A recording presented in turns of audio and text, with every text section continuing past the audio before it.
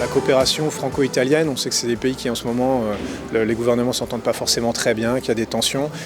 L'idée de notre présence ici avec ma collègue italienne, astronaute, Samantha, c'est de dire nous on dépasse un petit peu ça. Il n'y a pas que les gouvernements, il y a aussi l'art, la technique, la culture, et que dans ces domaines-là, on partage des choses depuis toujours et pour encore beaucoup d'années, peut-être après ces gouvernements qui n'arrivent pas à s'entendre. Donc c'est pour montrer que l'amitié entre les peuples, c'est quelque chose d'un peu intemporel et qu'on partage des choses profondes.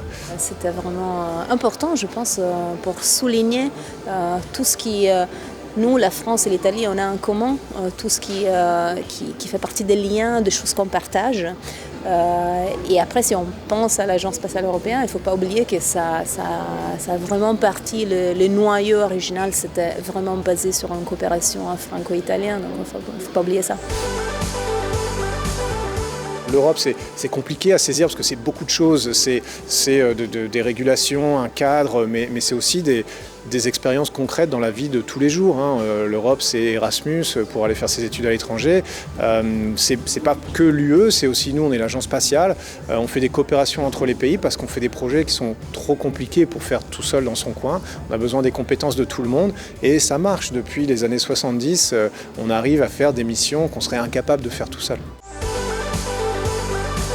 Leonardo, c'est une figure tellement immense qu'on peut toujours en tirer inspiration. Et en fait, on est parti un peu du rêve de voler.